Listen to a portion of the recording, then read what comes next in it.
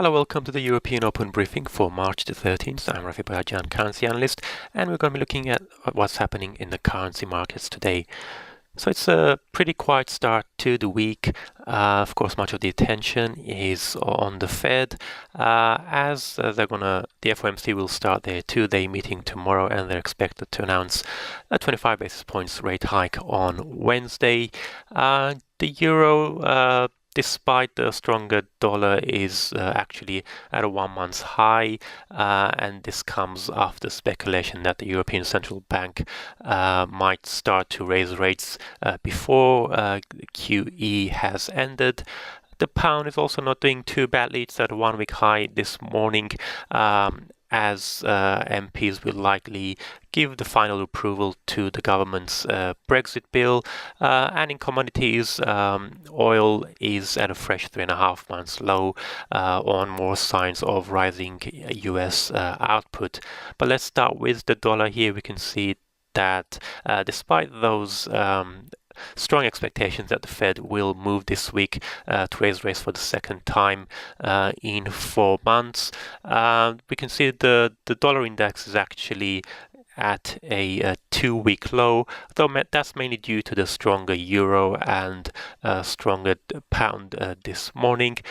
Against the yen, the dollar isn't doing too badly. It's holding comfortably above the 114 yen level, not too far from 7-week highs hit last week. US Treasury yields have receded from 2.5 months highs they hit on Friday. Of course, on Friday we had the non-farm payrolls report, which was much stronger than expected. The wage growth was a little bit softer than what markets were anticipating, but this pretty much confirms that the Fed will raise rates on Wednesday. So the main focus now is how many rate rises the committee, the FOMC committee, will forecast in its updated quarterly projections, which will be published on Wednesday.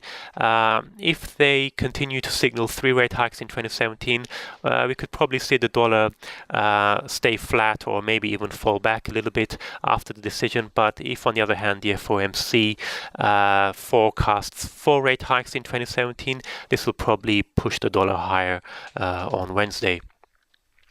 Moving now on to the euro, we can see that the euro has been steadily climbing since last week. Of course, there was the ECB meeting on Thursday, where the ECB statement and Mario Draghi was not as dovish as in previous meetings.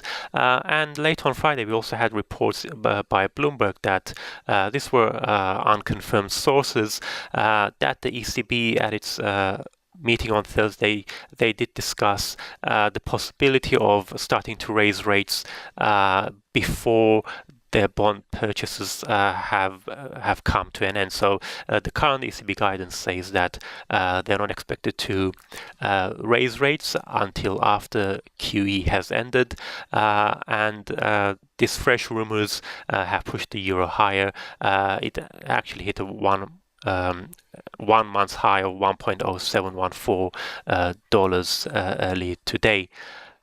And also to watch out this week, we've got the Dutch elections on Wednesday, on March the 15th. The far-right party, the PVV, led by Geert Wilders, he was doing well in the polls until recently. He does appear to have lost some support in recent days. He's currently running second behind the Prime Minister Mark Rutte's VVD party, so that's going to be also on investors' attention this week. And also we've got the Brexit bill. Probably will get approved later today. Of course, the House of Lords, they made 2 amendments. One was for giving immediate rights for EU citizens to stay in the UK after Brexit, and the second amendment was for the Article 50 bill to officially say that the government will get MP's approval for any final deal with the EU. The House of Commons will likely vote down both of those amendments, and if they do that and the bill goes back to the House of Lords, it's unlikely the House of Lords will try to amend the bill for a second time. So quite likely we will see the Brexit bill reaching the end of its parliamentary journey, and that would authorize the Prime Minister Theresa May to trigger Article 50 as early as tomorrow. It's unclear though when she will exactly do that. She hasn't confirmed that we will see that happening this week. So it's something that we should definitely stay alert for. The pound, though, is higher mainly because even though the MPs did fail to attach certain safeguards to prevent a hard Brexit, this does remove one key uncertainty in the market. So that's why the pound we're seeing it's spiking up about $1.22 this morning. Moving on to crude oil prices.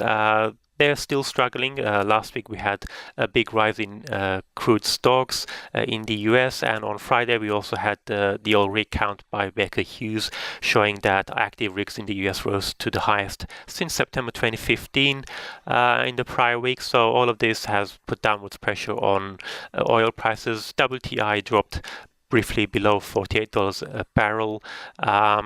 And despite that, Canadian dollar is not doing too badly. It actually moved away from 2 months lows. Here in the chart we can see USD CAD. So the fact that it's going down in the chart, it means the Canadian dollar is firming, and that's mainly due to the fact that we had stronger than expected jobs data for Canada on Friday, which gave the loonie a bit of a boost. Plus, of course, the softer dollar generally on a broader level this morning.